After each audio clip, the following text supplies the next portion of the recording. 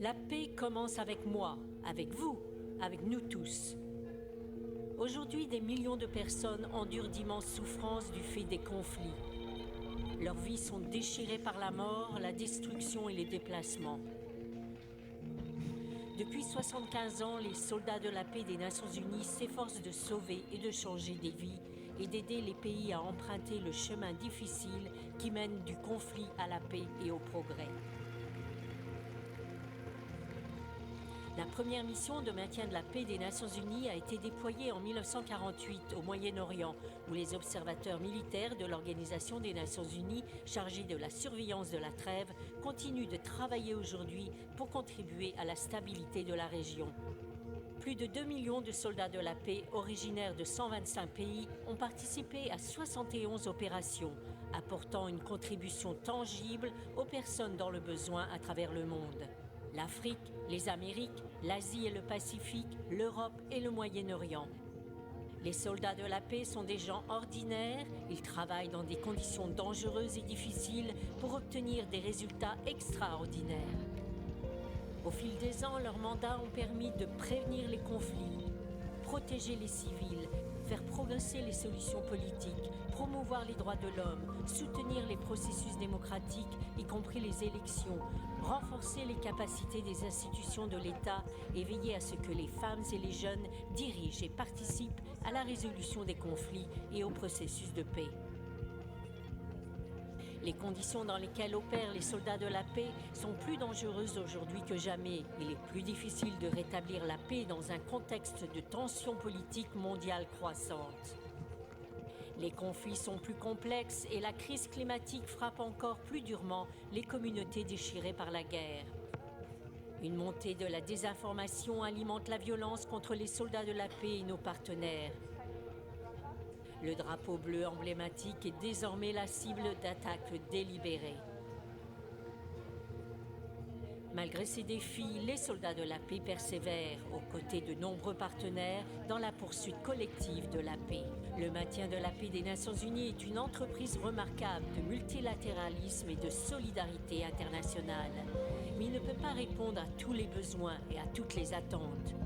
Aujourd'hui, le maintien de la paix travaille sans relâche à être plus moderne, plus innovant et plus efficace pour réussir face aux nouvelles menaces et aux défis croissants.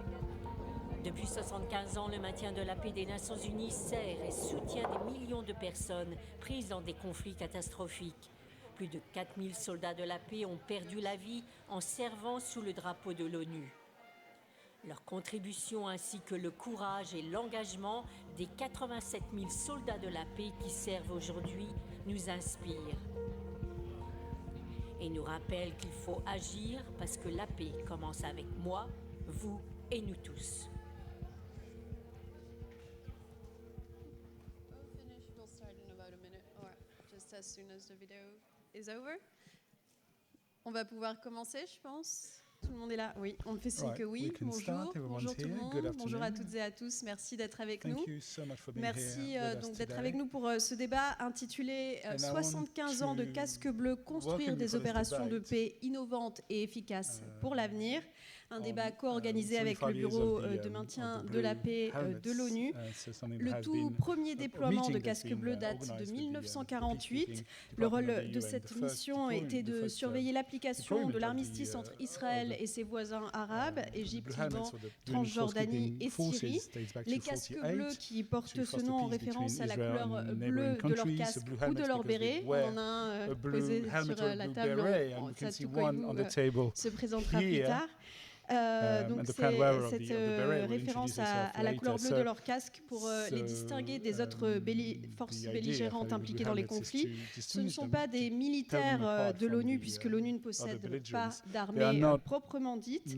La plupart sont des soldats envoyés par les pays membres des Nations Unies. Mais les missions de maintien de la paix comportent aussi des policiers, des experts et des techniciens. Depuis leur création, les forces de maintien de la paix ont été envoyées sur 71 missions différentes.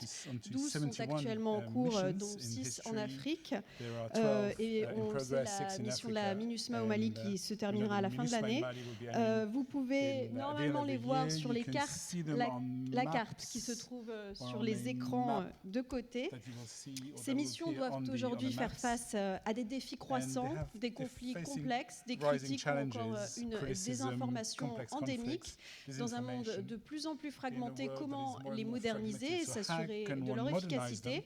Pour en parler, j'ai donc le plaisir d'avoir à mes côtés Jean-Pierre Lacroix, secrétaire général adjoint aux opérations de la paix de l'ONU.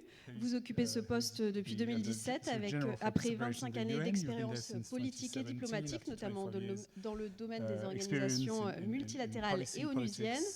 Caroline Ziadé, avec près de 30 ans d'expérience en diplomatie internationale, vous êtes depuis 2022 représentante spéciale et chef de la mission d'administration intérimaire des Nations Unies au Kosovo, également connue sous le nom de MINUC. Et à ma droite, Satu Koivu, après 35 ans de carrière au sein de la police finlandaise, vous avez rejoint en 2021 la force de maintien de la paix des Nations Unies à Chypre, où vous êtes chef de la composante police. Et enfin, last but not least, Dr. Liz Howard, professeure de gouvernement et de services extérieurs à la prestigieuse université de Georgetown aux États-Unis, où vous enseignez et menez des recherches sur les questions de guerre et de paix. Vous avez écrit des ouvrages sur les forces de mission de la paix, dont le dernier s'intitule Power in Peacekeeping. Donc, encore bonjour à tous et merci d'être avec nous. Je vous propose à tous de commencer par faire un bilan à l'occasion des 75 ans des opérations de maintien de la paix. Ma première question va s'adresser à vous, Monsieur Jean-Pierre Lacroix. Quels sont, selon vous, les plus grands succès, mais aussi les échecs des missions de maintien de la paix? Bonjour à toutes et à tous, merci de m'avoir invité. Il y a une liste très longue de pays qui sont passés d'une situation d'instabilité, de conflit à une situation de stabilité, peut-être pas parfaite, avec l'appui, je dis avec l'appui des opérations de maintien de la paix, avec l'appui des casques bleus qui ne sont pas seulement des militaires, il y a des policiers et aussi des civils. La liste est longue, je cite le Cambodge, le Timor oriental, l'Angola, la Côte d'Ivoire, le Libéria, Mozambique, le Salvador, etc. etc. Je reviendrai sur les raisons pour lesquelles il y a eu ces succès. Mais la raison essentielle, c'est que les efforts de paix, les accords de paix dans ces pays ont été appliqués. Et donc pour nous, Opération Maintien de la Paix, nous avons pu finalement à la fois accompagner ces processus et soutenir, ensuite partir. Maintenant, les plus grands échecs, je pense que les échecs, c'est quand le mandat, c'est-à-dire les tâches qu'on confie à nos opérations, à nos collègues sur le terrain, sont au-delà de ce qu'ils et elles peuvent faire en réalité. Il y a un décalage entre finalement ce qu'on leur demande et ce qu'il est possible de faire. Voilà, je vais peut-être me limiter là à ce stade. On y reviendra. On en parlera et on approfondira sur ce sujet-là. Caroline Ziadé, je vais vous poser un peu la même question. Quel est le bilan que vous faites à l'occasion des 75 ans des forces de maintien de la paix? Merci et permettez-moi de commencer par vous remercier de m'avoir invité. J'apprécie énormément la possibilité d'avoir cette conversation avec des jeunes. Je ne peux pas parler des échecs et des leçons et des succès du 75e anniversaire, mais l'année prochaine, on va célébrer à la MINUC le 25e anniversaire. Quels sont les succès? C'est une opération de maintien de la paix qui est déployée à la base d'une résolution du Conseil de sécurité 1244 avec 4 piliers. Donc, le fait que la guerre s'est arrêtée, ça c'est un succès. Le fait que la tuerie s'est arrêtée, ça c'est un succès. Le fait que le retour des déplacés a été facilité, ça c'est un autre succès.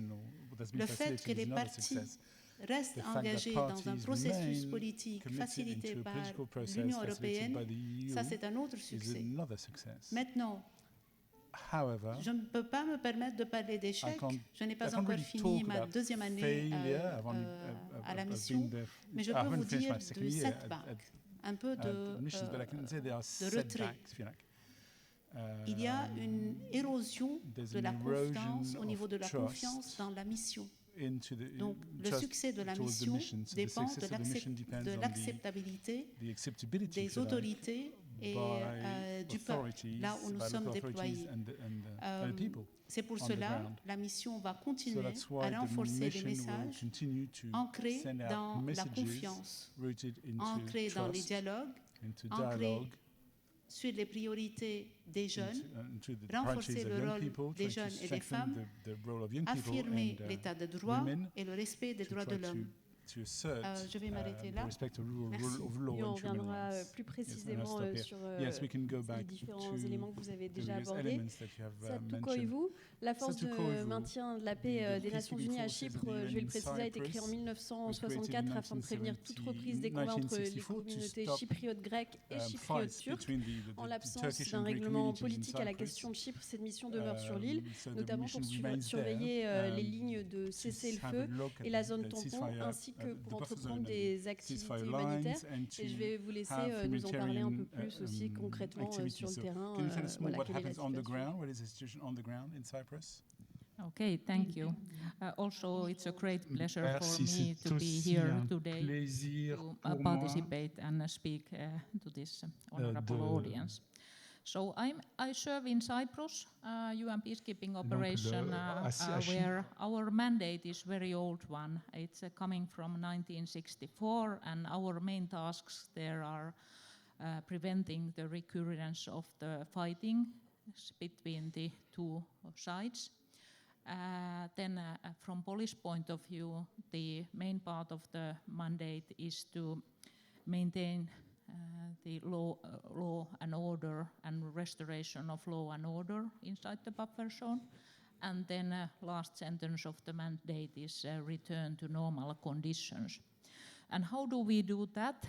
We have a military, police and civil affairs components there, and together with the combined efforts as one UN response to the needs on the ground and needs of the local communities, we try to prevent tensions and instability there between the communities inside the buffer zone, and also supporting the building relations and cooperation and trust building across the divide. UNFICYP is one of the oldest missions, and it's a very traditional one, but when asking about the successes and failures, of course, after 59 years of peacekeeping in Cyprus, it can be seen that peacekeeping has failed there. But on contrary, I would like to say that yes, there is no fighting taking place, so we have been successful on that.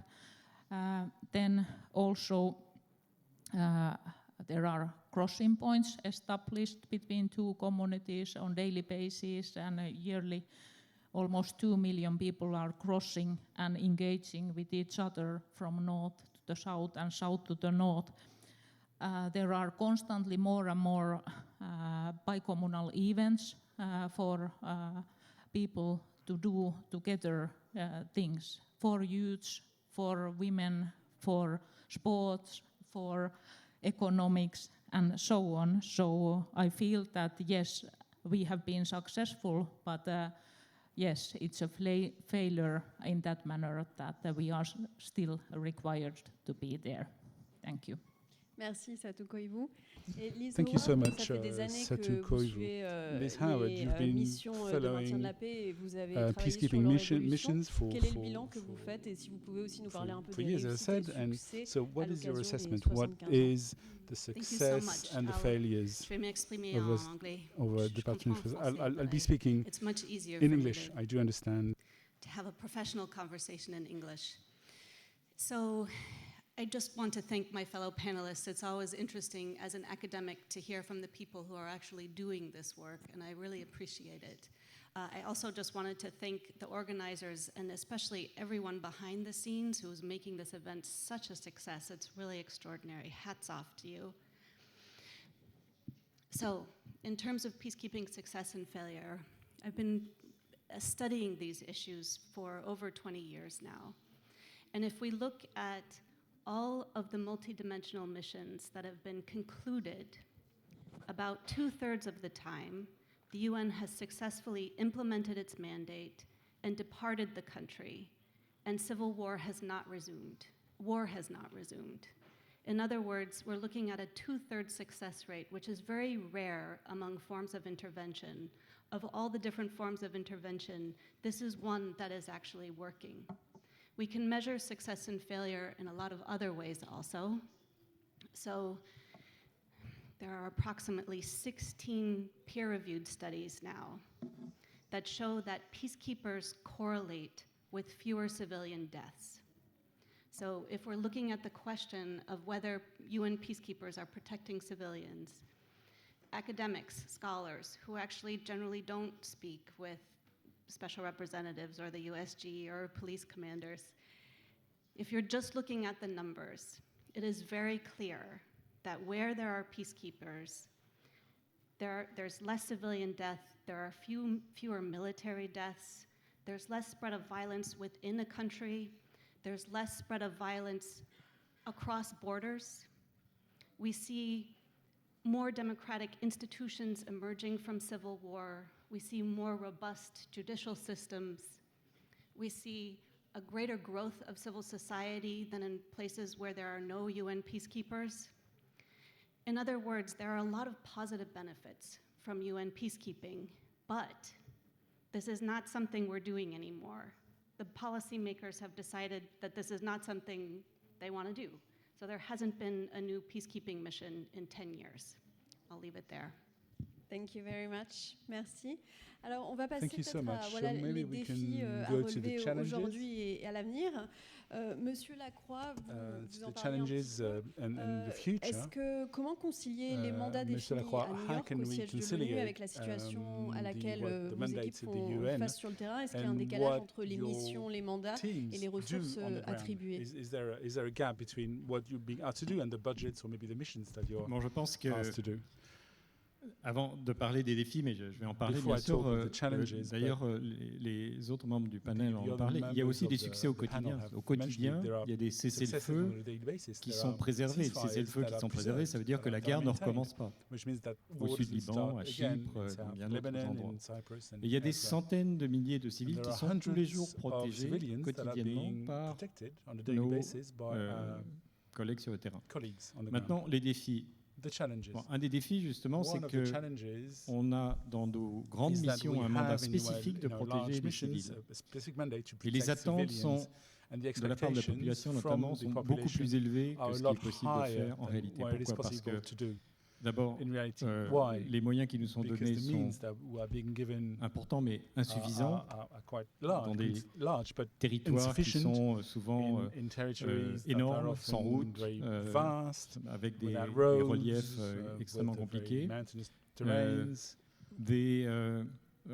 des absences de projets, non seulement d'efforts politiques ou d'accords de paix, mais souvent des absences de projets politiques de la part de certains groupes armés qui sont plutôt dans les activités criminelles ou des objectifs terroristes. Maintenant, très rapidement, les défis qui se sont, je voudrais, affirmés, c'est que d'abord, je le disais tout à l'heure en ce qui concerne les succès. Le succès final, c'est quand une opération se déploie, un accord de paix est mis en œuvre, les parties impliquent cet accord et on peut partir, le travail a été fait. Ça, c'est le succès total, c'est l'objectif final. Mais pour ça, il faut que les accords de paix avancent. Il faut que les États membres, tous nos États, membres des Nations Unies, notamment ceux qui ont l'influence ONU, pour pousser les parties à appliquer leurs accords. Aujourd'hui, la communauté internationale, les États sont divisés. Et donc, tous ces accords de paix, tous ces processus de paix n'avancent plus. Qu'est-ce qui se passe ? C'est que nos opérations qui sont là pour soutenir ces efforts de paix, quel que soit leur mandat, elles restent. Plus elles restent, plus ça devient difficile. En plus, et je vais m'arrêter là, il y a l'évolution des conflits. C'est-à-dire qu'aujourd'hui, il y a donc ces groupes armés, criminels, terroristes, un peu tout. La guerre ne ressemble plus à ce qu'elle était il y a les nouvelles technologies, il y a la désinformation, il y a effectivement les attaques sophistiquées contre nous-mêmes, contre nos collègues, contre les humanitaires, les casse-coups, les policiers civils. Voilà, les défis. Je pense qu'il faut rappeler que malgré ces défis, il y a ces succès du quotidien. On aura aussi l'occasion d'en reparler. Caroline Ziadé, peut-être je vais vous demander aussi, vous qui êtes sur le terrain au Kosovo, comment est-ce que vous y prenez pour concilier les mandats définis à New York et vos tâches, vos responsabilités sur le terrain. Et c'est un peu l'idée que vous abordiez. Est-ce que la population locale, en fait, elle s'attend à ce que quand vous arrivez, vous ameniez la paix avec vous dans votre sac à dos? Peace in your backpack, peace so to in your speak? backpack. Yes, merci. D'ailleurs, avant le début de ce débat, vous avez observé une vidéo que la paix commence avec moi. Peace starts with me, not me, myself, but with each of you. Parce que vous êtes les agents de paix. Je vous parle maintenant comme ça parce que je suis en Normandie. Quand je suis arrivé à la mission au Kosovo,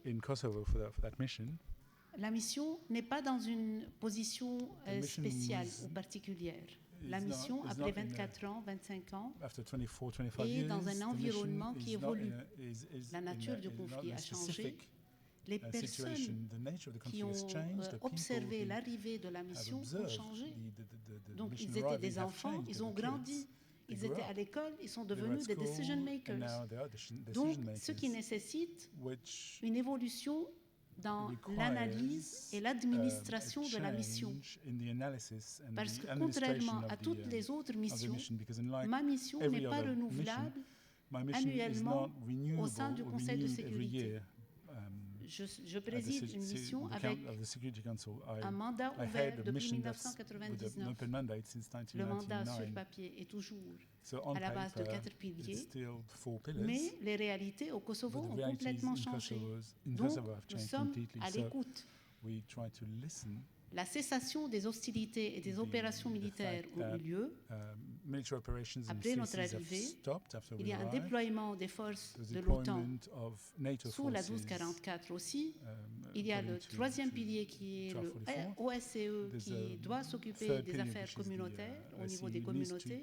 Il y a aussi la composante de l'Union européenne qui doit s'occuper du développement économique. Et tous ces piliers ont aussi évolué. Il y a un bureau indépendant de l'Union européenne. Il y a un bureau de l'OSCE qui s'occupe du travail de la communauté. Donc, le mandat et les composants au niveau du mandat ont évolué parce que nous étions à l'écoute des gens. Maintenant, la construction des institutions officielles au Kosovo. La première fois quand je me suis rendu dans le bâtiment gouvernemental, et d'ailleurs, USG Lacroix, vous étiez là-bas, vous avez écouté la même réaction. Ce même bâtiment fut, dans le passé, le siège de la mission. Donc, le fait que nous sommes dans un autre siège et que le gouvernement est en pleine fonction dans ce même bâtiment, ça c'est un succès. Donc nous ne sommes plus une administration intérimaire. On a réussi à renforcer les capacités des institutions. Mais après 25 ans, encore une fois, il y a une continuation dans la perception comme quoi cette mission peut éventuellement, comme toute autre mission, peut représenter un obstacle dans le progrès des aspirations des responsables politiques. D'où la nécessité de maintenir un dialogue continu avec nos interlocuteurs au niveau central et au niveau local. Nous ne sommes pas ni un obstacle pour toute aspiration politique, comme nous ne sommes pas un véhicule pour tout agenda politique qui peut venir de l'extérieur. Nous sommes là comme un agent de paix et on cherche des partenaires. Et les partenaires seront une partie de ma prochaine présentation dans le cadre du renforcement de la confiance au niveau des communautés. Je vais m'arrêter là. Vous êtes aussi une femme de terrain. Quelles sont justement les difficultés auxquelles vous faites face par rapport à votre mandat qui est défini de l'autre côté de l'océan? Regarding your mandate that's been defined in So New York. first of all, I'd like to say that all peacekeepers are ordinary people. They are civilians, they are police officers, they are military personnel from their home countries. But we are serving in extraordinary arenas. It means that traditional tools are often challenged. It means that prevention, management, and resolution tools are challenged constantly. We are facing socio-economical inequalities in the areas where we are serving. Our safety and security is challenged. UN property is damaged. Peacekeepers get injured or even die sometimes. Then the whole role of UN is challenged sometimes. So it does not make our daily work very easy to serve in these type of surroundings. Also, there are constantly increased expectations towards UN, as Mr. Lacroix mentioned here, that in early days of UNFICYP, for example, monitoring was our main task, where with the binoculars from observation points, peacekeepers were trying to see what is happening inside the buffer zone, that things are not escalating. But today there are totally different type of tasks for our peacekeepers. And as an example, I could mention, like we are constantly working with the irregular migrants coming to the Cyprus and also crossing the buffer zone. And as I mentioned in the beginning, our mission mandate does not cover protection of civilians' work. But of course, we as peacekeepers cannot turn our back to these vulnerable people, and our role is to support them with the safety and security, health issues, and provide them avenue to the jurisdiction and justice. So it means that we need to do not only the basic work, but whatever we are facing constantly on the ground. How we then can manage? It's that we need to have new type of capabilities. We need to have, like for example, related to the climate action and activities, we need to have experts who understand that type of work. We need to have experts and analysts. Do we do right things on the right place? We need to have a kind of a data-driven decision making, also tools for situational awareness, dash cams for security and safety, more CCTVs, and so on. So that type of expertise are constantly required. Thank you. We'll talk about the means needed. On va parler aussi des moyens supplémentaires qui pourraient peut-être des solutions apportées. But maybe, Satu, I just wanted to sum it up. I'll say it in English, et je traduirai en français après. Would you say that now your responsibilities are more wide-ranging and you have staggering tasks that go nowadays way beyond just maintaining a ceasefire? Donc, est-ce que vous avez les missions ont de plus en plus de responsabilités qui vont bien au-delà du simple maintien d'un cessez-le-feu?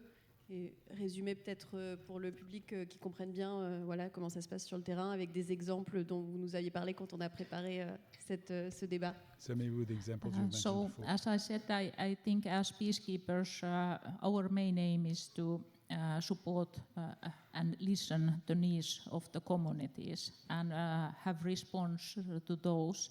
And yes, it's challenging.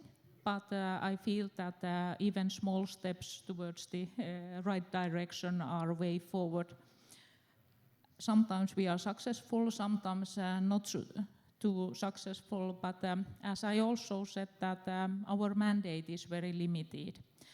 But the whole buffer zone and life there has evolved quite much during the almost 60 years how long we have been there, meaning that in the beginning the tasks were mainly and incidents which took place, they were mainly military by nature, but then nowadays the incidents and cases that we are facing on daily basis, they are more civilian by the nature, there are more or criminal by nature.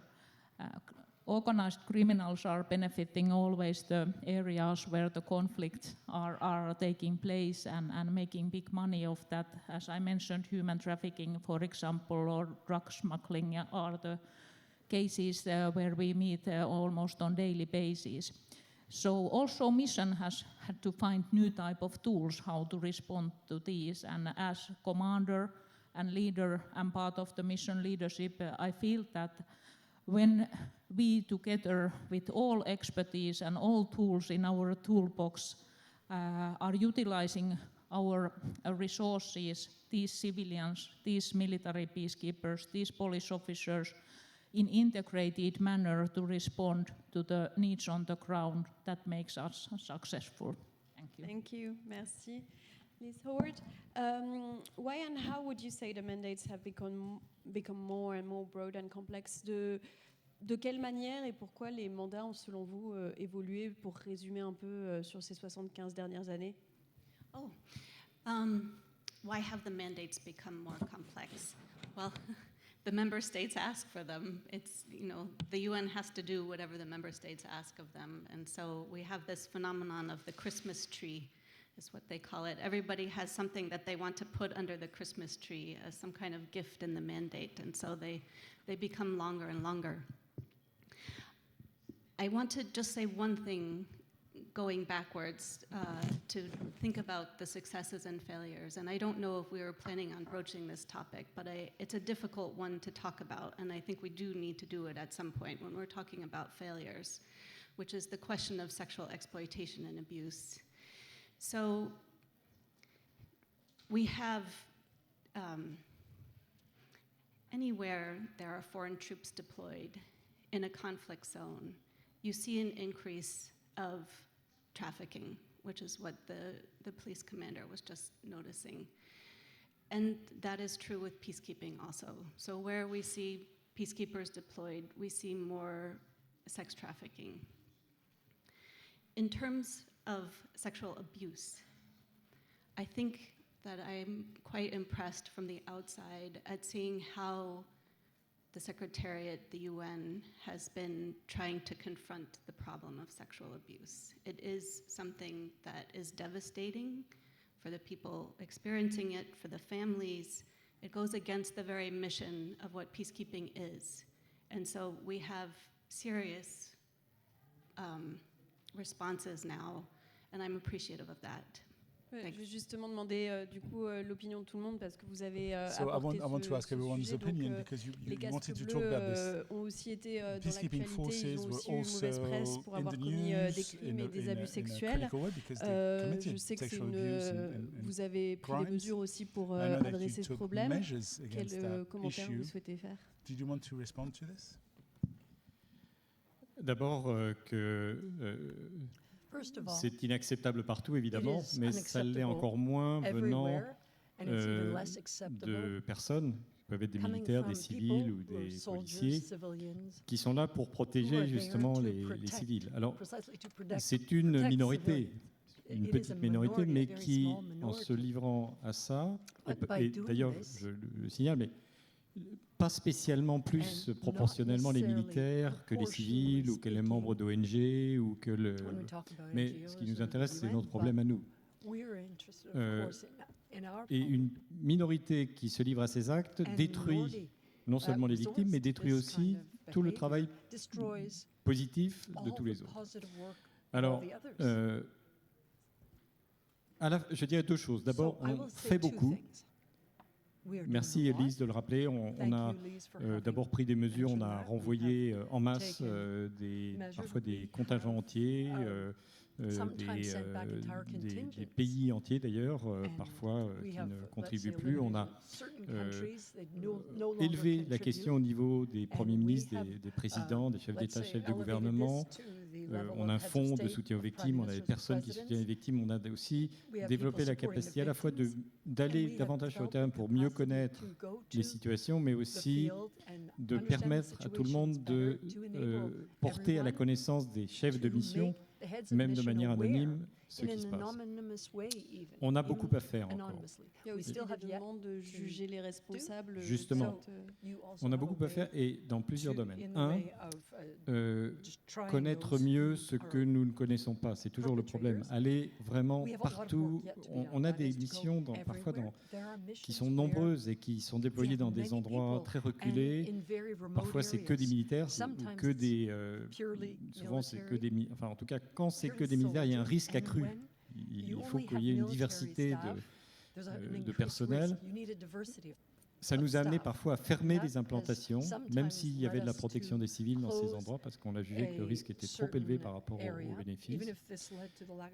Il y a une responsabilité aussi de la part des États, parce que les États qui fournissent ces troupes, ce sont eux qui sont responsables de porter devant la justice ceux qui ont commis ces actes. Simplement, il faut qu'ils le fassent. Il faut qu'ils aient les lois, parce que pour condamner quelqu'un, il faut qu'il y ait une loi pénale. Il faut qu'il y ait les législations. Il y a les questions des paternités, parce que malheureusement, il y a aussi des enfants qui sont nés de ces abus sexuels.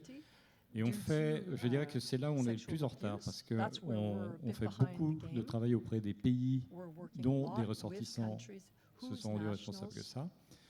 Mais il y a encore, je dirais, une minorité de cas qui ont vraiment été traités jusqu'au bout, c'est-à-dire avec des reconnaissances de filiation et donc tout ce qui va avec. Voilà. Donc c'est un travail sans fin et je dirais que c'est peut-être, d'abord, ça peut être ceux qui peuvent vraiment faire tomber non seulement les opérations de maintien de la paix, mais toutes les opérations de terrain des Nations Unies.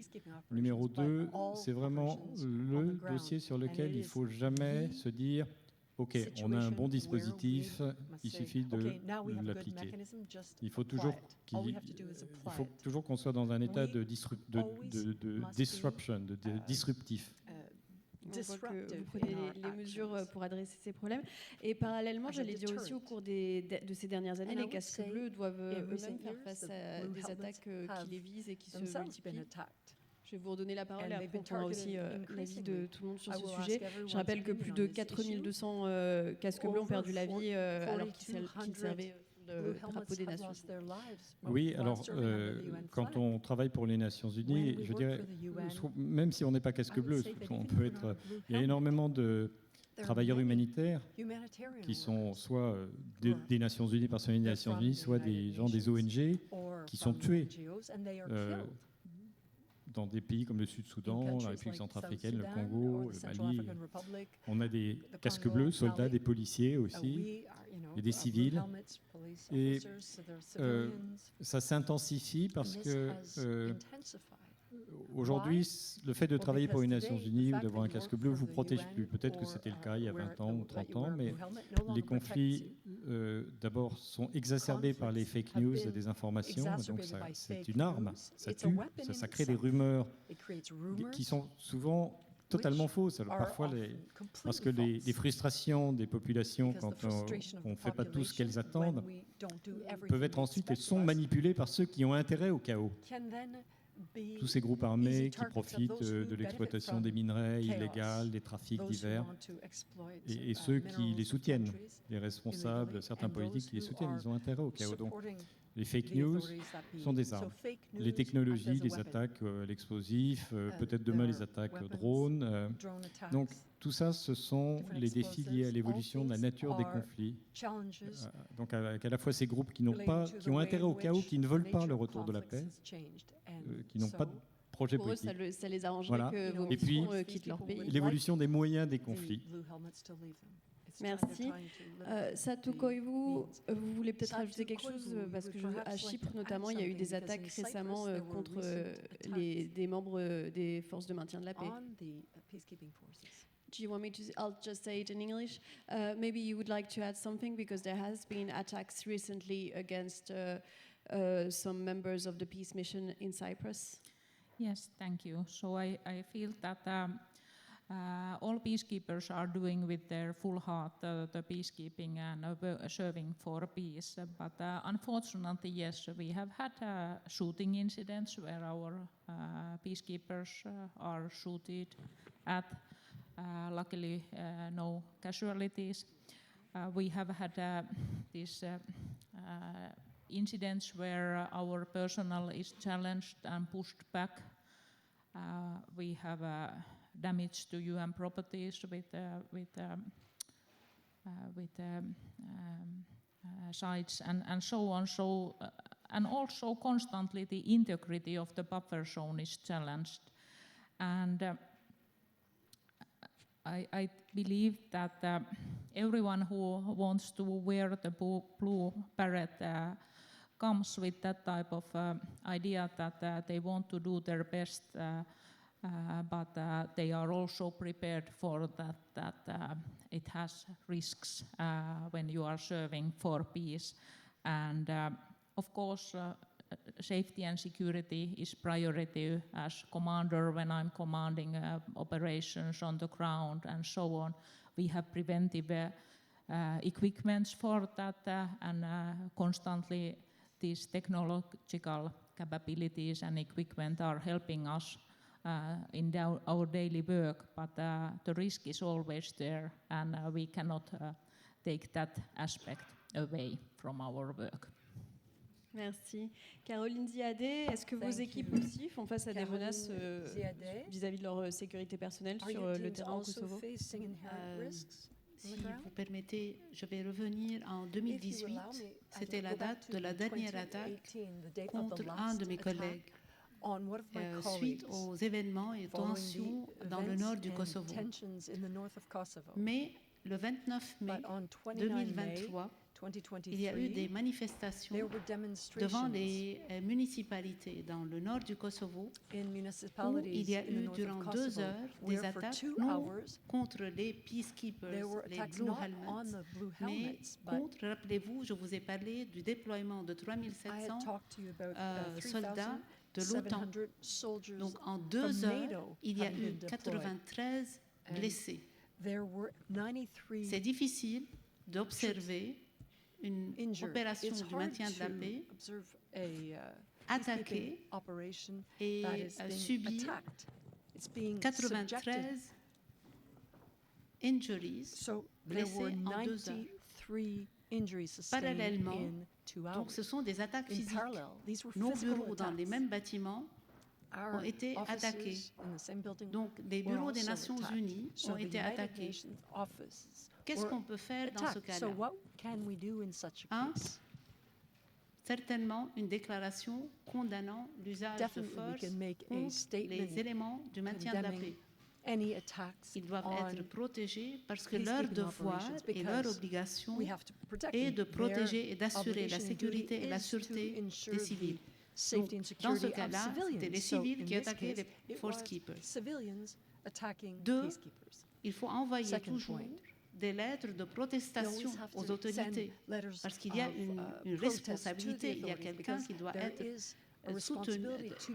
tenu responsable de ces actions et continuer à avoir des dialogues. Ça rentre dans le cas des attaques physiques. Mais la misinformation et désinformation, ce sont des attaques au quotidien contre nous tous. Il y a la mauvaise perception du mandat, la mauvaise compréhension du mandat. Ah, pourquoi vous êtes toujours là? Et ils oublient. La meilleure solution à ces campagnes de mauvaise information, de désinformation, c'est d'avoir des alliés. Les alliés au niveau des communautés, des jeunes, des femmes, des leaders politiques, des leaders religieux, qui, par le biais de leur histoire, sur leur expérience avec les Nations Unies, peuvent changer le discours public. Maintenant, est-ce que nous avons les ressources suffisantes pour contourner ou faire face à des attaques cyber-attacks? On n'est pas encore là, mais on est en train d'établir des partenariats avec des compagnies privées pour renforcer nos capacités. Et on reste toujours en étroit contact avec le QG, notre quartier général, pour mettre en œuvre des policies, et ensuite pour revenir vers eux au cas où nous aurons besoin d'un appui politique au sein non seulement des Nations Unies, mais au niveau des capitales aussi. Je vais m'arrêter là. Merci. Liz Howard, pour résumer sur ce thème-là, quelles sont les raisons que vous-même vous avez identifiées justement pour expliquer ces attaques contre les forces de maintien de la paix? Why are there attacks against peacekeepers? I think I would repeat what my fellow panelists have said. I would like to talk about Namibia, actually. So Namibia was one of the first, it was the first big multi-dimensional peacekeeping operation in the late 1980s, early 1990s. It was the first big one after the end of the Cold War. And in that mission, it had about 40% civilians, so many more civilians than military, and about 40% women. And that mission was about changing the political atmosphere. Namibia had succumbed to every political ill you can imagine from the previous century. So there was a genocide, there was apartheid rule, so a regional war, a civil war. I feel like, it's primed to be resource cursed, so Namibia has a lot of natural resources. For a social scientist, this, looking at it from the outside, this would be a country that would probably have a very difficult time recovering from all of these things. Multiple colonial rulers also. So if you're coming from that kind of an institutional background, it's very difficult to transition to peace and democracy.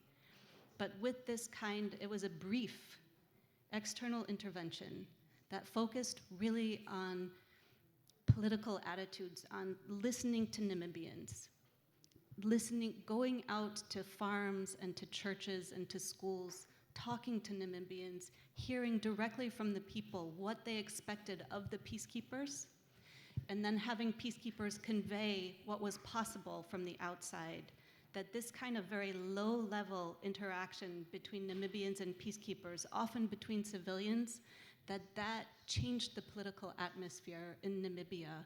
And that is lasting to today. Namibia has gone from a 48% literacy rate about 30 years ago to an 84% literacy rate. It has not returned to violence. It's not because only of the UN, but it was this type of very low-level, day-to-day interactions between people that meant that there were attacks against peacekeepers, but very few. It was more about dialogue. Je vous propose maintenant d'aller aussi un peu plus loin sur un thème que vous avez déjà tous un peu abordé, mais voilà, d'approfondir, parce que c'est aussi un des grands enjeux, un des défis auxquels vous faites face aujourd'hui, ce sont les fake news, la désinformation.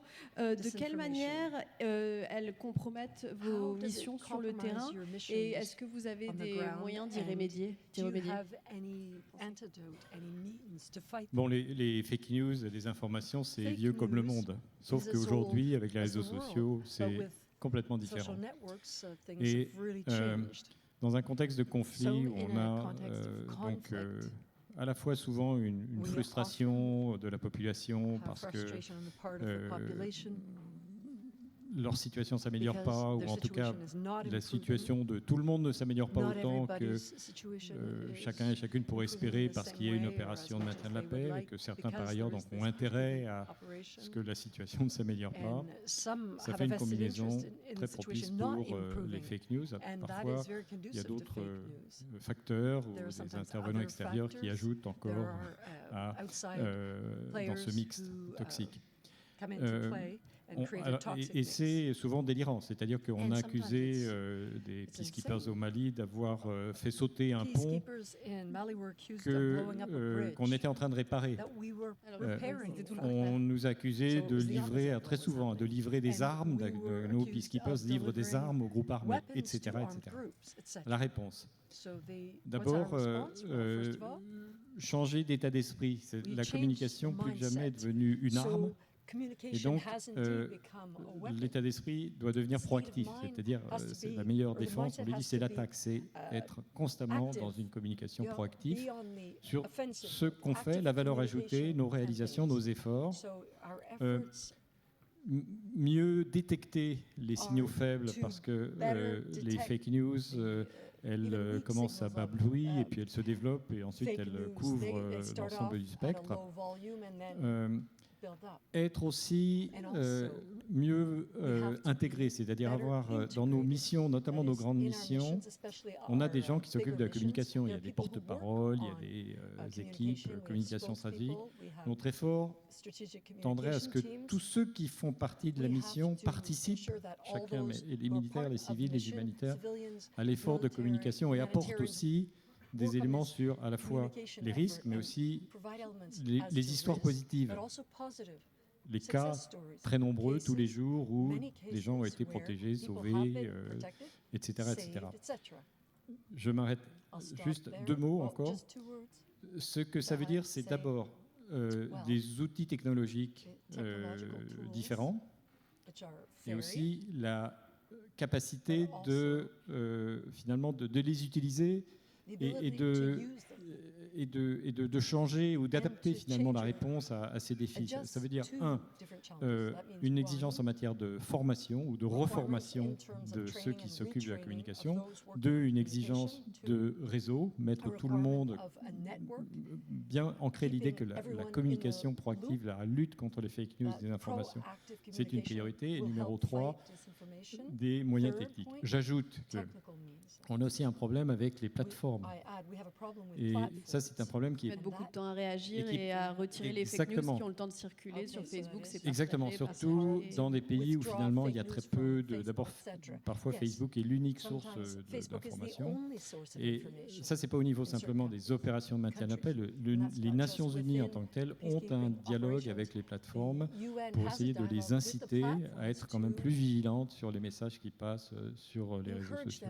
C'est compliqué, mais ce sont des domaines difficiles à réguler. Plusieurs organisations internationales, même l'Union européenne, enfin, beaucoup essaient de réguler tout ça.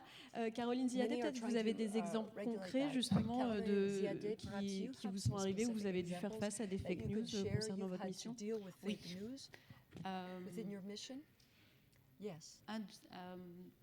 Un de ces jours,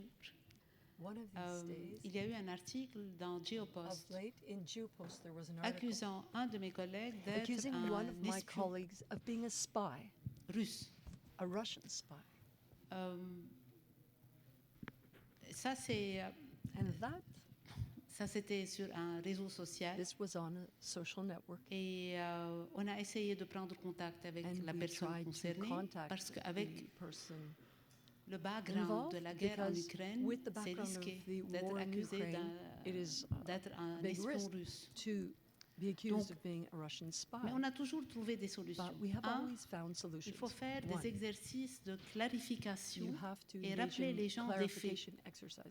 Quand nous sommes des représentants des Nations Unies, nous ne sommes jamais là-bas, surtout sur le terrain, dans notre capacité nationale. On est un représentant des Nations Unies et par définition, on jouit des immunités et privilèges parce qu'on est tenu à des standards de professionnalisme les plus hauts. Notre accountability est très élevé. Ça, c'est un. 2, on a lancé avec nos partenaires au niveau de la communauté diplomatique une campagne de clarification. Notre collègue n'est ni espion ni russe. Et il est là en tant que fonctionnaire des Nations Unies. Et il faut bien rappeler à tout le monde que nous ne sommes là qu'à la base d'un mandat délivré par le Conseil de sécurité. Et ce mandat a été voté par 15 pays en 1999. Et la continuité de la responsabilité de la communauté internationale est très importante. Donc quand il s'attaque à un de nos collègues, il s'attaque à la mission dans sa totalité, il s'attaque au mandat en tant que tel, il s'attaque à la décision, à la volonté collective de la communauté internationale de déployer ce mandat. 3, on a, contrairement, et on a travaillé dans le sens inverse.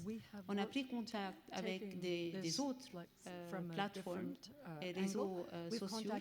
On a fait des investissements dans le cadre de nos activités programmatiques dans ce que nous appelons fact-checkers. Donc, on a fait un investissement de $10,000 avec une agence qui a vérifié tous les faits, et c'est cette agence, à travers ses surveys et ses études, qui a démystifié cette campagne de désinformation. Donc, oui, on subit, oui, on est des targets faciles, mais nous, on n'est pas seuls. On a des mécanismes de protection au niveau de du QG, on a des mécanismes de protection au sein de la mission. Et ce qui est très important, c'est d'établir un safety net au niveau des rapports avec la communauté diplomatique sur le terrain. Merci. Satoko Ivo, est-ce que vous avez, au sein de votre mission, est-ce que vous avez dû faire face à des fake news et comment avez-vous réagi? Yes, of course, we are constantly monitoring media also, and yes, there are mis and disinformation constantly. I think it's a quite effective tool nowadays, regardless what is the target. But anyway, I feel that our responsibility is to lead the narrative, share the facts, make people aware what the peacekeepers and UN is doing on their territory. Then, of course, some issues are sensitive, which we cannot advertise or publish to the wider audience, especially like with the police services. When we have a police operation with Cyprus police with the Greek Cypriot side, I will receive immediately feedback via social media, negative one, why we did that. Also protest letters and so on. And same goes if we do operation with the Turkish Cypriot side police.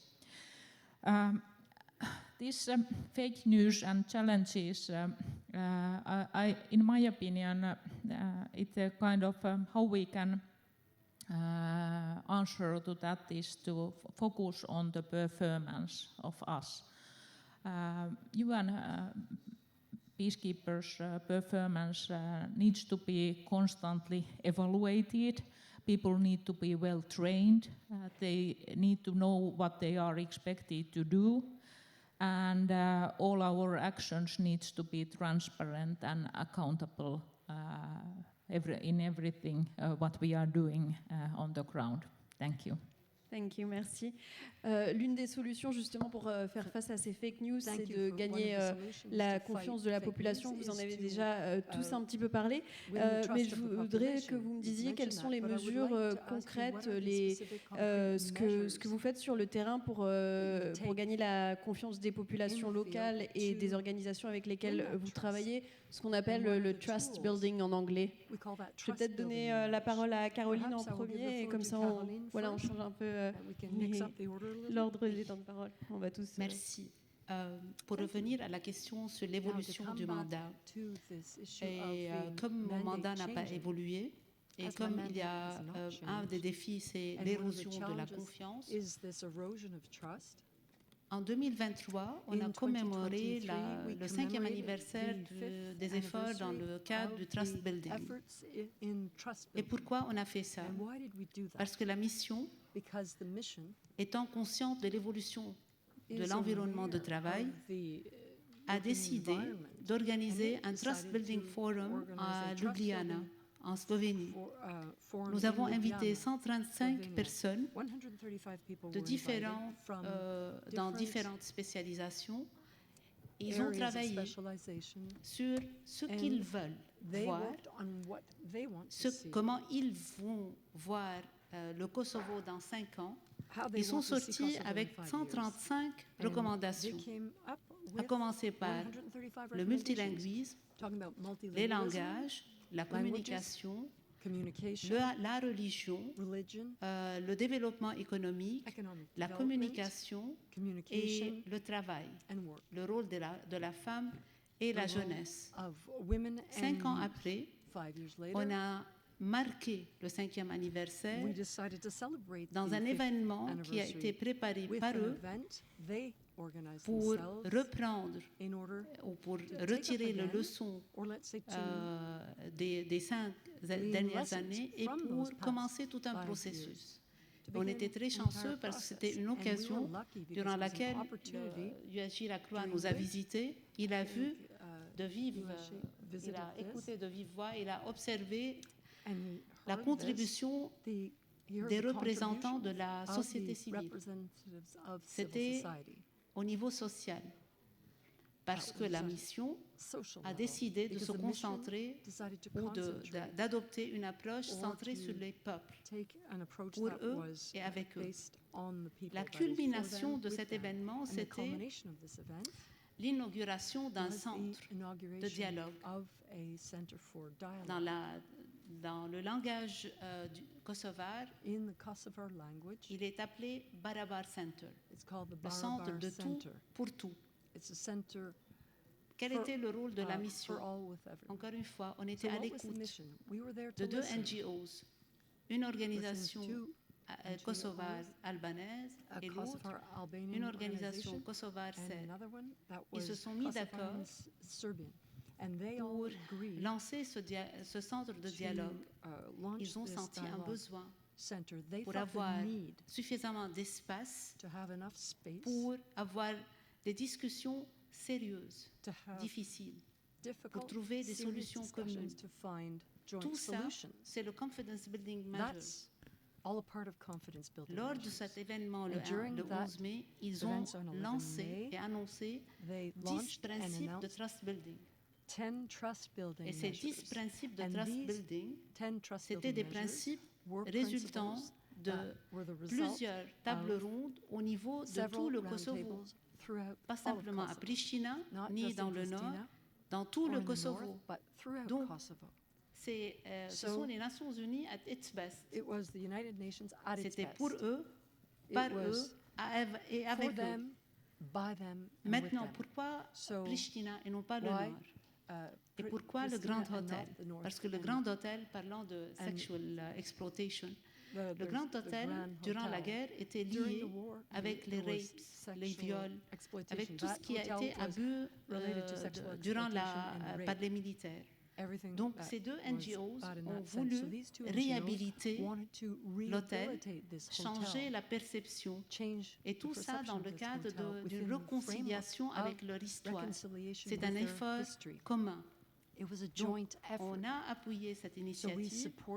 Le centre est déjà fully functional, il fonctionne à fond.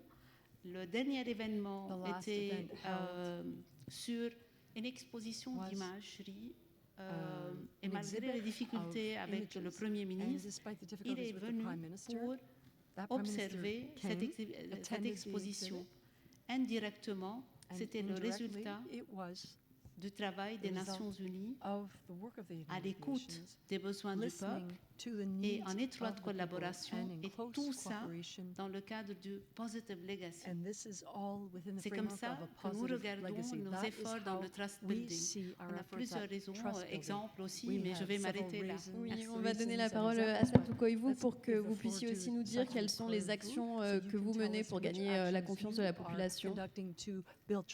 If you can give us some precise examples of actions that you're leading on the ground to gain trust with the population.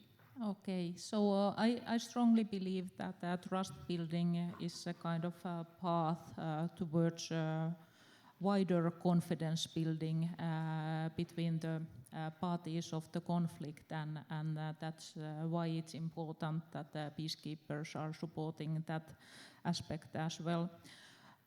In our mission, we have also sister mission there, Good Offices mission, who is responsible about the peace process, and under their work there are several technical committees established.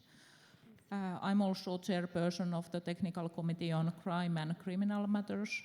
That means that we have on monthly basis meetings with the experts from both sides of the divide, where we are trying to tackle the joint challenges related to the criminal phenomena and so on the island, and find solutions how to respond to those together. There are also technical committees on education, technical committee on health, technical committee on crisis management. In Cyprus there are constantly, for example, several wildfires where these crisis management joint responses are required to calm down the fires and so on. So I feel that the solution comes from the local communities and local people. That's why we are there. We try to find solutions for their needs, for their challenges, and also same time trying to empower them to find answers to their own problems and conflict in that manner. Jean-Pierre Lacroix, vous qui avez aussi une vision Jean-Pierre Lacroix, you have a broader maybe vision. Est-ce que vous avez des exemples de réussite où vous avez réussi à regagner la confiance des populations avec lesquelles vous travaillez, que vous servez, auxquelles vous contribuez à amener oui, en fait, de la paix? Souvent il y a un décalage entre parfois ce qu'on entend au niveau, disons, des capitales des pays dans lesquels on opère, de la part de certains responsables politiques ou autres, et on va là où vraiment nos collègues sont déployés, on rencontre les populations. Et par exemple, j'étais allé à Aguelhok, c'est vraiment au nord du Mali, une zone où il y a beaucoup de groupes armés, et les populations étaient venues en nous disant si vous partez, on part avec vous. Ça résume bien la situation. Ça résumait quand même pas mal ce qu'elle pensait de... à Gao, toujours au Mali, les représentants de la population, qui parfois d'ailleurs ne se privent pas de nous critiquer, hein, quand nous disaient mais n'écoutez pas ce qui se dit à Bamako, Bamako c'est loin, vous n'êtes pas vraiment présent, on n'est pas présent, la mission n'était jamais présente vraiment dans la capitale du Mali. Politiquement il y avait son QG, mais pas. N'écoutez pas ce qui se dit là-bas parce que nous on sait ce que vous faites, vraiment on vous apprécie, et c'était unanime. Donc après, il y a des exemples contraires. Je suis allé assez souvent aussi en l'Est de la République démocratique du Congo. Parfois, j'ai rencontré la population qui était assez critique. Parfois, c'était, par exemple, dans une ville qui s'appelle Beni, c'était critique une année. L'année d'après, c'était moins critique. Vous avez fait des progrès. Vous nous protégez plus. Maintenant, alors, au fond, comment construire la confiance, et surtout, d'abord, il faut vraiment que la présence de nos collègues leur apporte quelque chose. C'est apporte la sécurité, apporte des services de base qui généralement sont inexistants. Parce qu'il y a un problème, surtout dans ces grandes missions en Afrique, dont il était question tout à l'heure dans la plénière, c'était que souvent il n'y a pas d'État dans certaines zones, pas du tout d'État. Donc il n'y a pas de service, il n'y a pas de justice, il n'y a pas de police.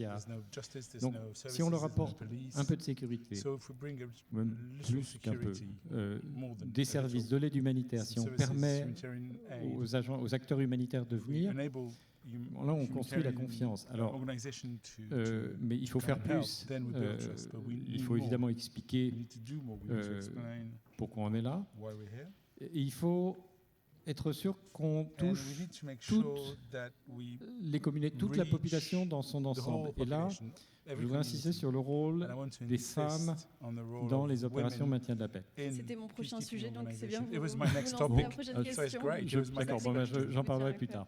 En tout cas, simplement pour dire que leur présence est essentielle pour plein de raisons. Ce n'est pas la seule, mais pour construire la confiance avec les communautés, les populations, c'est fondamental.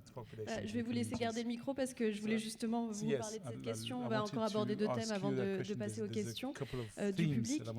Pourquoi est-ce que le rôle des femmes est fondamental? C'est peut-être naïf, mais en fait, il faut tout le temps rappeler pourquoi les femmes contribuent au processus de paix et au maintien de la paix. D'abord, pourquoi ne contribueraient-elles pas? 50, on dit même 52% de la population. Deuxièmement, on est les Nations Unies et on a une politique en tant que Nations Unies, ça va au-delà du maintien de la paix, qui est une politique de promotion du rôle de ce qu'on appelle la mise en responsabilité, empowerment en anglais, des femmes. Donc on doit évidemment aussi, on a une responsabilité, nous, Opération Maintien de la Paix, d'y contribuer. Troisièmement,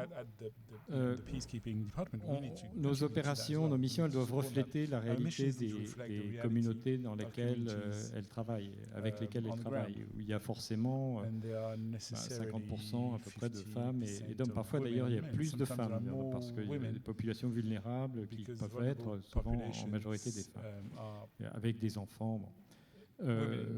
Alors, maintenant, donc on a cette responsabilité générale. Mais j'ajoute que le fait d'avoir plus de femmes dans nos opérations, d'abord, ça améliore considérablement l'atmosphère de travail. On parlait tout à l'heure des abus sexuels et d'une manière plus générale, un staff qui est vraiment divers, y compris notamment au niveau de l'équilibre homme-femme. C'est un environnement de travail qui est beaucoup plus sain et moins propice justement à ces déviances. Deuxièmement, on a donc souvent affaire à des communautés, des populations qui sont vulnérables, déplacées, avec beaucoup de femmes qui, la dernière chose qu'elles veulent voir souvent, c'est plus d'hommes avec des armes, mais même des hommes sans armes d'ailleurs. Et donc, avoir des femmes en uniforme, sans uniforme, policières.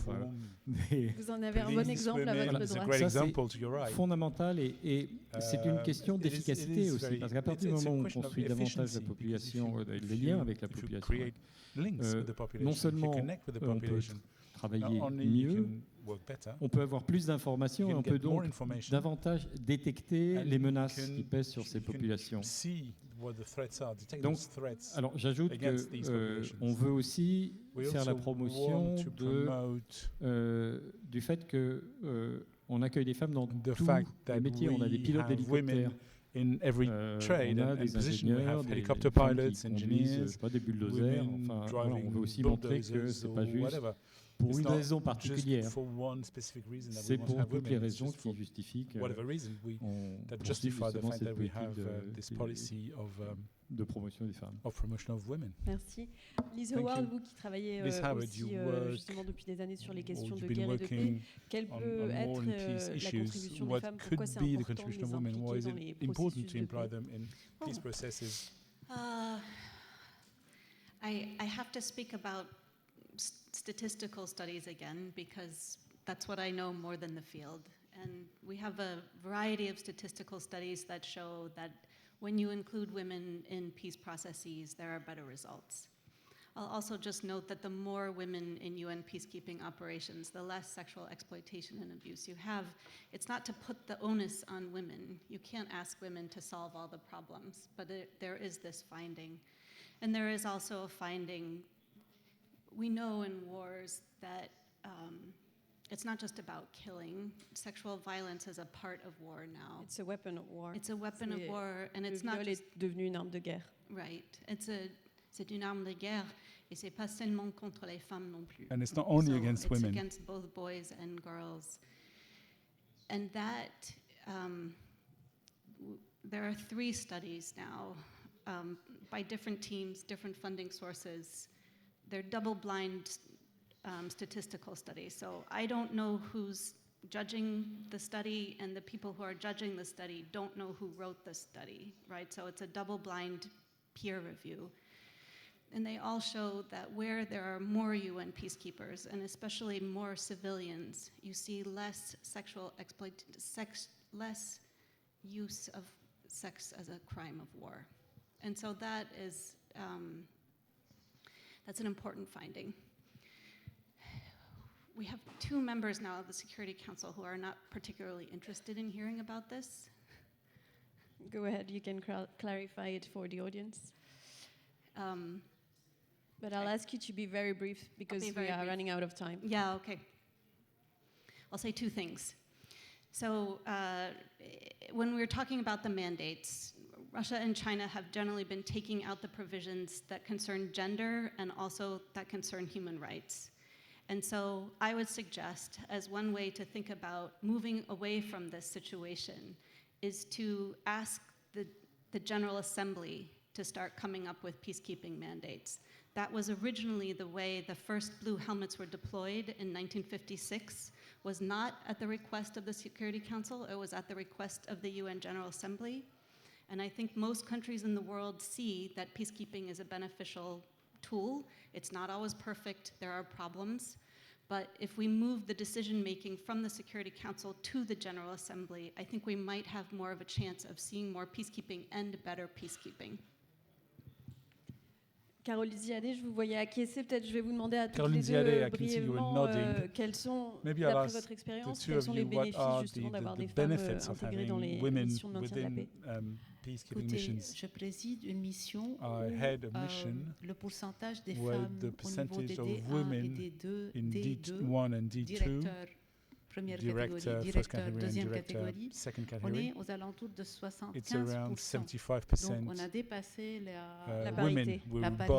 Ça c'est un. 2, au niveau des professionals, puis on est aux alentours de 49% professionnels, P1 jusqu'à P5. Donc la parité est là au niveau de la structure de la mission. Rappelez-vous, on a parlé des activités programmatiques comme nos outils de travail avec nos communautés sur le terrain. Même au niveau de ces outils de travail, on inclut dans le Memorandum of Understanding, donc le document légal de travail avec ces communautés, la dimension de la gender parity, la représentation des femmes. Il faut s'assurer qu'il y a la composante de la représentation des femmes, la composante des jeunes, et surtout la réduction de carbon footprint. Donc il y a une dimension environnement dans toutes ces activités. Oui, en tant que la première femme SRSG de la mission, c'est un grand honneur. So yes, as a woman who's heading that mission, it's a great honor. But with a great honor comes a great responsibility. And I hope that the next time we meet, I can share stories of successes of the mission in Kosovo. Sadou Koivu, d'après votre expérience, quels sont les bénéfices qu'apportent les femmes sur le terrain? Okay, so as head of the UN police component and as part of the peacekeeping operation leadership, I feel that first of all it's my responsibility to set the right tone and show the commitment to these UN values and gender mainstreaming and diversity and inclusion in practice. And I would like to split it to two different aspects. First, I see that having more women in peacekeeping, it has this kind of organizational dimension, and second one is then on individual level. But from organizational point of view, I feel that having more women in peacekeeping, it will bring to the organization like structural, functional, operational, cultural, and reputational impact to have diversity in your team. But then on individual level, like in my component there, I have 69 police officers coming from 16 different police contributing countries, and 40% of the personnel are currently women. That brings us quite massive gender dimension, everything what UN Police is doing on daily basis on the ground. It means that both internally, inside the mission, we are role models for our military personnel, for example. For many people, even inside the peacekeeping operation, it's first time when they are serving under female command and control in operations, and they see us as competent and skillful colleagues. Also, when on daily basis we are liaising and engaging with the local police services, which are in Cyprus heavily male-dominated police services. They see us as experts on policing, and also when I'm meeting on regular basis the both side chief of police, they even sometimes joke with me that, Satu, we know that soon you will ask again the question, how many percentage you have women and what type of work you have given to them to do in concrete, and so on. But I feel that with more women in peacekeeping, we have better access to the local communities, to women, girls, men and boys, and that's why police is serving there. We are trying to find answers to the needs of the local communities. Thank you. Merci. Avant de prendre les questions du public, je voudrais qu'on aborde rapidement un enjeu qui nous concerne tous aussi et qui est devenu primordial aujourd'hui, c'est la lutte contre le dérèglement climatique. Quelles sont les mesures concrètes que vous avez adoptées? So, the fight against climate change. Je vais vous laisser répondre en premier. On fait un petit tour de table et après on prendra les questions. So the question is about the fight against climate change. D'abord, il faut clarifier, évidemment, les missions de maintien de la paix ne sont pas équipées, ce n'est pas elles qui peuvent lutter contre le dérèglement climatique, mais il se trouve que le changement climatique a un impact majeur qui exacerbe les conflits, parfois les génère. Alors typiquement, dans beaucoup de pays africains, il y a une raréfaction, il y a moins de ressources en eau, en terre, et il y a une démographie qui, au contraire, augmente. Et ce n'est pas seulement une démographie d'êtres humains. Il y a le nombre d'êtres humains augmente encore énormément dans les pays comme le Mali ou par exemple le Sud-Soudan, mais quelque chose qui n'est pas tellement connu aussi, il y a une augmentation exponentielle du nombre d'animaux. D'animaux qui, essentiellement des vaches, voilà, qui sont d'énormes troupeaux, et c'est un élevage nomade, transhumant. Alors, il y a toujours eu des conflits entre les éleveurs nomades et puis les agriculteurs, un peu pour simplifier. Des conflits de ressources en eau, par où doivent passer les troupeaux pour ne pas abîmer les cultures, etc. Mais avec cette expansion considérable à la fois du nombre d'hommes et d'animaux et de femmes, et d'animaux, pardon, de femmes, d'hommes, et augmentation du nombre d'animaux, raréfaction des ressources, vous avez des conflits qui sont très forts. Alors, qu'est-ce qu'on fait, par exemple? C'est un exemple, hein, mais un exemple qu'on voit dans la plupart des conflits dans lesquels on est impliqué en Afrique. On essaye de faire de la déconfliction, c'est-à-dire de faire en sorte qu'avant les périodes où ces mouvements qu'on appelle la transhumance d'animaux se produisent, On travaille avec les communautés d'éleveurs, d'agriculteurs pour faire en sorte que tout soit prévu, que les zones où les animaux passeront, où les points d'eau, tout ça soit délimité, les routes soient bien identifiées pour qu'il y ait des contacts entre les deux communautés pour éviter les conflits. Encore une fois, ce n'est pas la lutte contre le changement climatique, on n'est pas équipé. C'est essayer de limiter l'impact sur la conflictualité du changement climatique, qui est un facteur majeur de conflit. Merci. Caroline Ziadé, vous aussi, vous avez, je sais, adopté des mesures concrètes pour vous adapter à ce nouveau facteur.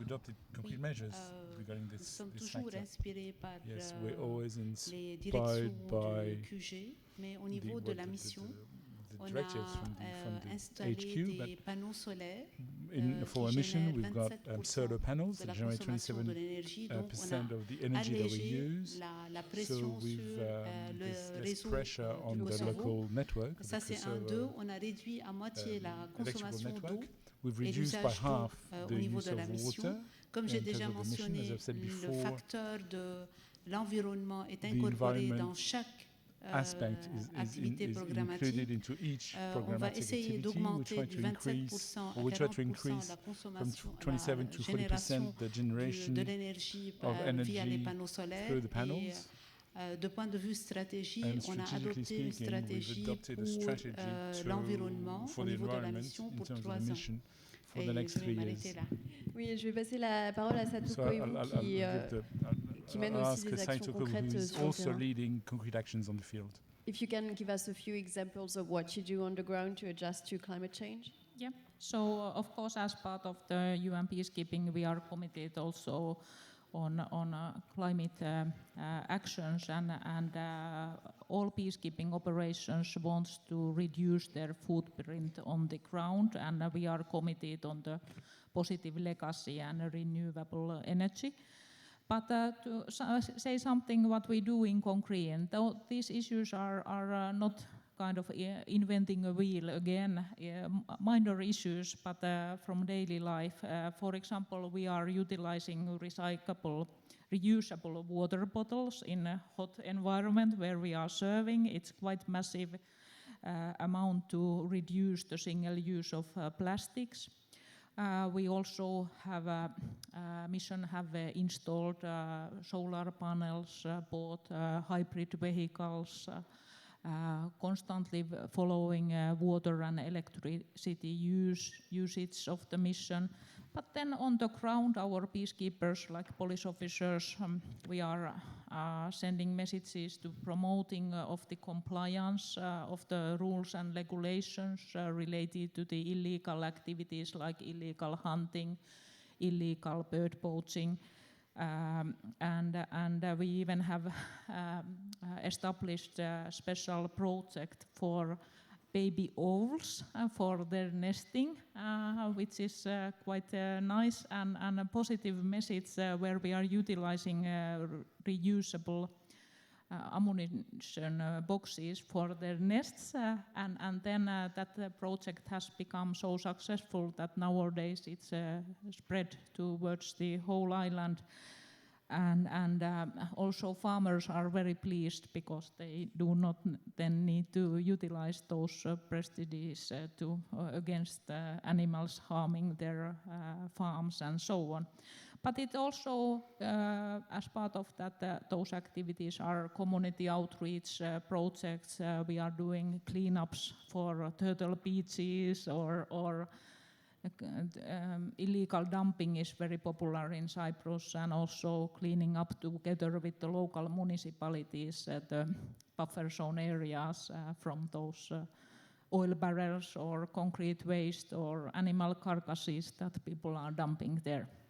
Merci. De nombreuses actions, on l'entend, qui sont positives et qui vont donc bien au-delà du maintien d'un couvre-feu.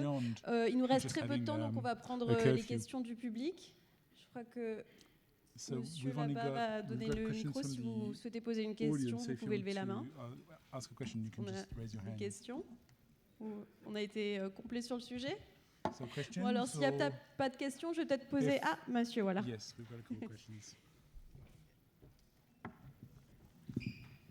Oui, bonsoir. Madame Ziadé a évoqué très brièvement les grades, B1, D2, B1, P4, P5. Moi, je sais ce que c'est. C'est pour rappeler aussi que ça coûte cher, ces missions. Est-ce que l'ONU a le droit d'employer sous le label casque bleu aussi des nationaux qui seraient payés selon les barèmes nationaux, disons. Est-ce que c'est possible d'une part, et est-ce que ça a été fait parfois, tenté, et avec quelles difficultés? Merci pour la question. En fait, je gère une mission de 374 personnes, 110 internationaux et 220 nationaux, avec une composante militaire de 10 personnes et une composante policière de 8 personnes, y compris, et en plus 24 UNV, donc des volontaires des Nations Unies. Au niveau des fonctionnaires nationaux, oui, ils sont recrutés selon les barèmes des Nations Unies. La deuxième partie de votre question, est-ce qu'il y a moyen de recruter des nationaux comme internationaux? C'était ça la question? Oui, c'est possible, mais pas au Kosovo. Pas au Kosovo, dans d'autres missions.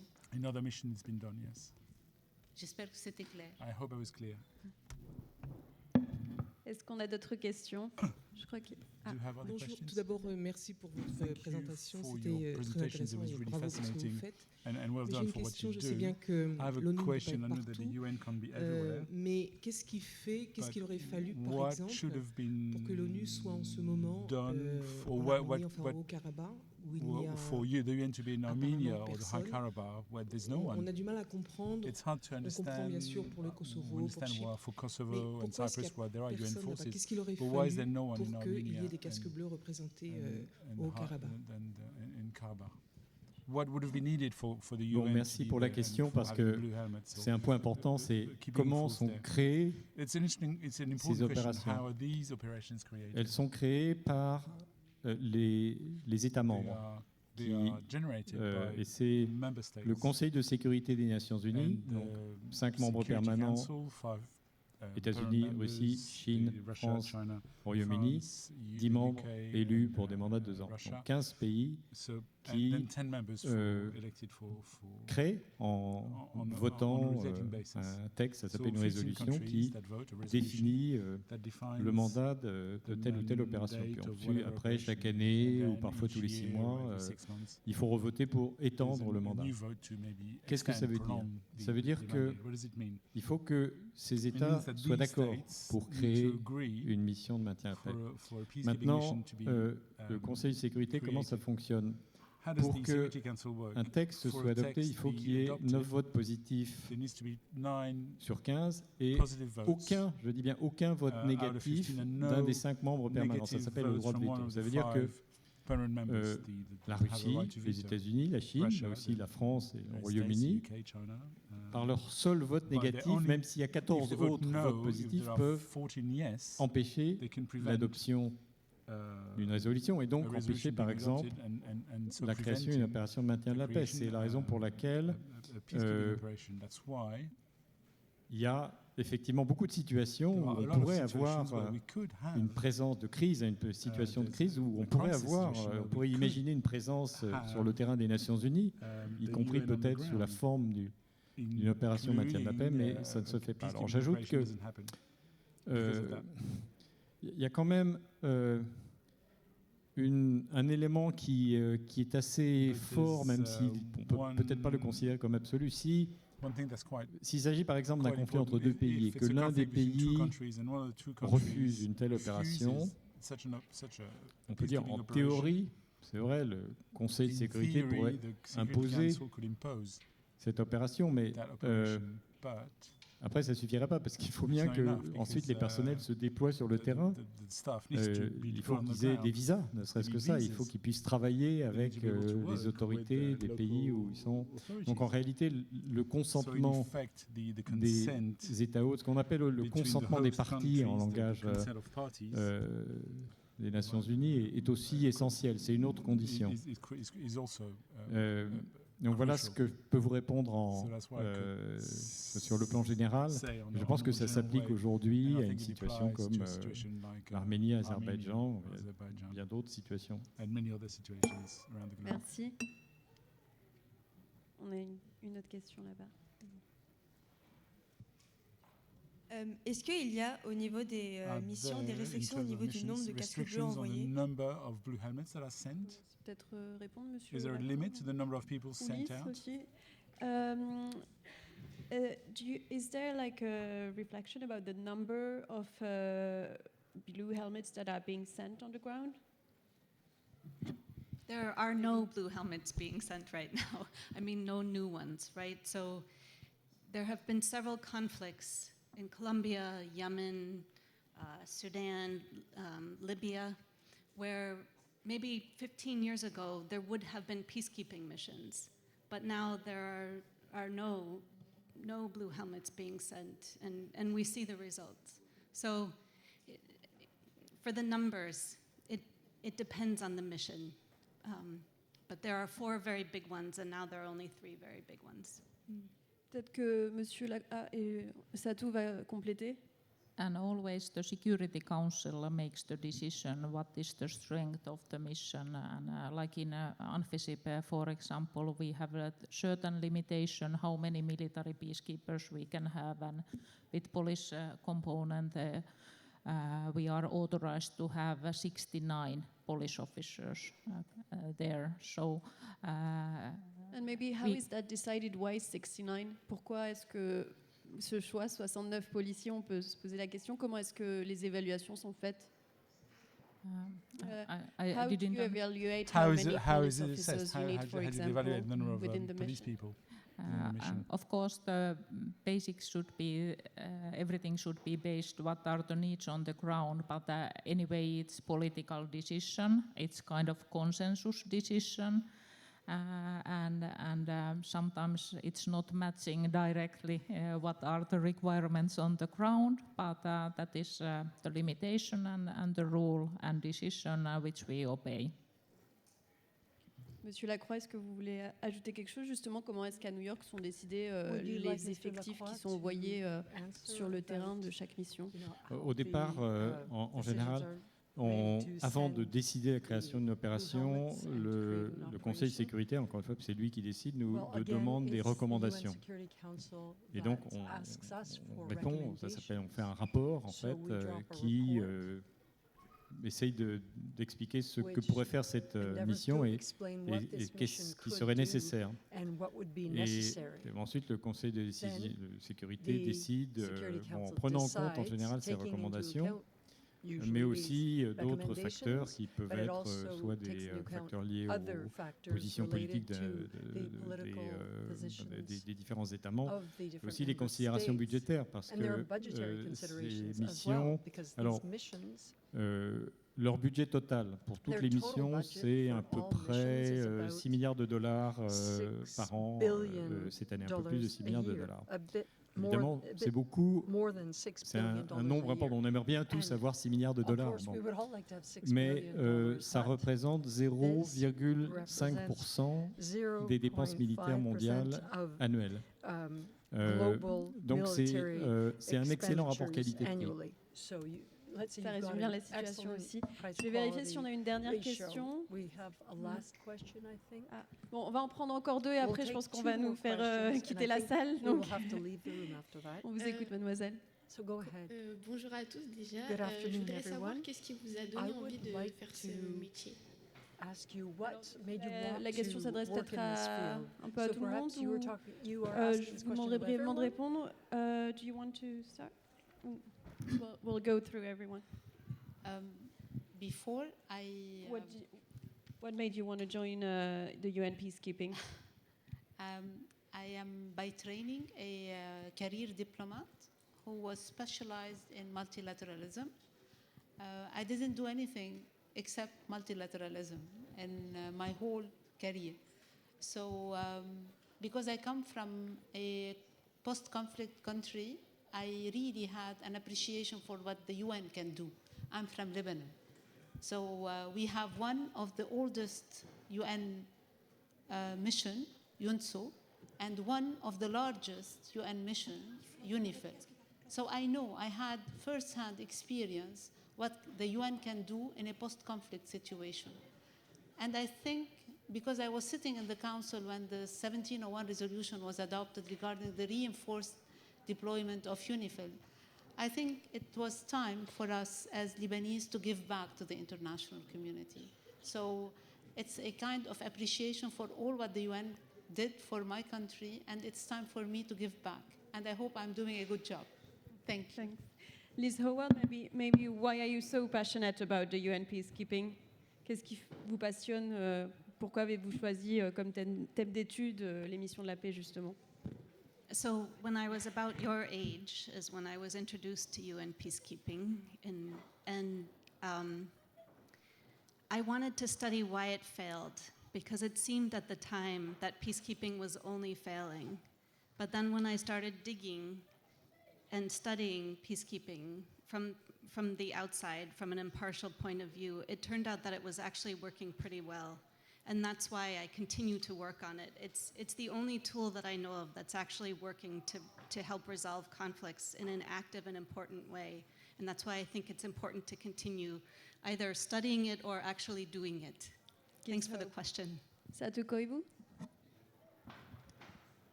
So as a woman and a mother and a wife, and also career woman. I've been serving in 35 years now with the Finnish police. My motivation for police work and motivation is same for UN peacekeeping is that to do the work which has meaning. You cannot do so much on your own, but together we really can make a difference. And I sometimes also say that my motto has been through my career that be brave to try and have a wisdom to learn and willpower to do. And that would be my message to you in the audience also, that UN peacekeeping is work for everyone. We need civilians, we need military, we need police officers. But I would like to encourage you that UN peacekeeping has a lot of opportunities for all of us, and be brave. If you have a dream, go for it. Je vais juste laisser Jean-Pierre Lacroix répondre en quelques mots à cette question et après on va quitter la salle. D'accord, en trois choses d'abord. Bon, le fait que tous les jours, il y a quand même, encore une fois, des centaines de milliers de civils protégés, des cessez-le-feu qui sont préservés, ça compte. Numéro 2, le fait de travailler dans une ambiance très diverse et très internationale qui est extraordinairement enrichissante et on a vraiment l'impression d'ouvrir les fenêtres sur soi-même et sur les autres.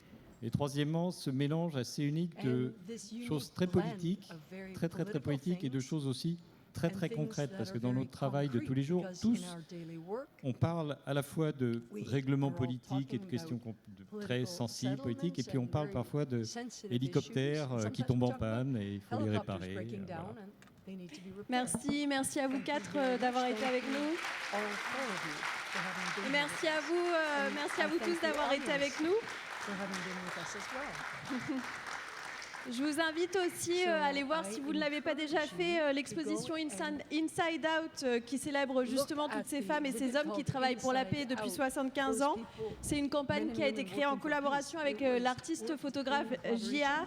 et qui invite chacun d'entre vous à rejoindre le mouvement global de la paix. Merci.